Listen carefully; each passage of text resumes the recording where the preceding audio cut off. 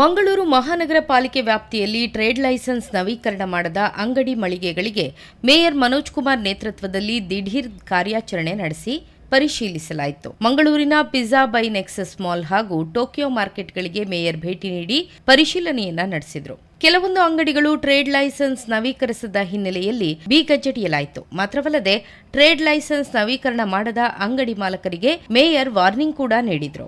ಈ ವೇಳೆ ಮಾತನಾಡಿದ ಮೇಯರ್ ಅವರು, ಹಲವಾರು ಮಂದಿಯ ದೂರಿನ ಮೇರೆಗೆ ದಾಳಿ ಮಾಡಲಾಗಿದೆ. ಕೆಲವೊಂದು ಅಂಗಡಿಗಳಲ್ಲಿ ಟ್ರೇಡ್ ಲೈಸೆನ್ಸ್ ನವೀಕರಣ ಮಾಡದ ಹಿನ್ನೆಲೆಯಲ್ಲಿ ಅವರಿಗೆ ನೋಟಿಸ್ ನೀಡಲಾಗಿದೆ. ಮುಂದಿನ ದಿನಗಳಲ್ಲಿ ಅಧಿಕಾರಿಗಳ ತಂಡದೊಂದಿಗೆ ದಾಳಿ ನಡೆಸಲಾಗುವುದು ಎಂದರು. ತಂಡದೊಂದಿಗೆ ಎಲ್ಲ ಶಾಪ್ಗಳಿಗೆ ತೆರಳಿ ಅಲ್ಲಿಯೇ ಒಂದು ಖುದ್ದು ಅದೇ ಸ್ಥಳದಲ್ಲಿ ಅವರ ದಾಖಲೆಯನ್ನೆಲ್ಲ ಪರಿಶೀಲಿಸಿ ಅಲ್ಲೇ ಒಂದು ಟ್ರೇಡ್ ಲೈಸೆನ್ಸ್ ಕೊಡುವಂಥ ಒಂದು ಬಹುದೊಡ್ಡ ಒಂದು ಕೆಲಸವನ್ನು ಕೂಡ ಮುಂದಿನ ದಿನಗಳಲ್ಲಿ ಮಾಡಲಿದ್ದೇವೆ. ಖಂಡಿತವಾಗಿ ಇದೊಂದು ಉಪಕೋರಿ ಒಂದು ಮಂಗಳೂರಿಗೆ ಒಂದು ನಗರಕ್ಕೆ ಒಂದು ಆದಾಯ ತರುವಂಥ ನಿಟ್ಟಿನಲ್ಲಿ ಇದು ಖಂಡಿತವಾಗಿ ಕೂಡ ಸಹಕಾರಿ ಆಗಲಿಕ್ಕಿದೆ. ಮುಂದಿನ ದಿನಗಳಲ್ಲಿ ಕೂಡ ಇಂಥ ಒಂದು ಕಾರ್ಯಾಚರಣೆ ಖಂಡಿತವಾಗಿ ನಾಳೆಯಿಂದಲೂ ಕೂಡ ಕಾರ್ಯಾಚರಣೆ ಮುಂದುವರಿದು ಖಂಡಿತವಾಗಿದೆ.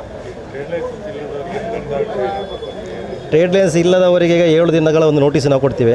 7 ದಿನದ ನಂತರ ಅವರು ಕೂಡ ಟ್ರೇಡ್ ಲೈಸೆನ್ಸ್ ಮಾಡದಿದ್ದರೆ ಮುಂದಿನ ದಿನಗಳಲ್ಲಿ ಖಂಡಿತ ಅಂಗಡಿಯನ್ನು ಸೀಸ್ ಮಾಡುವ ಮುಖಾಂತರ ನಾವು ಕ್ರಮ ಕೈಗೊಳ್ಳಲಿದ್ದೇವೆ ಖಂಡಿತವಾಗಿ.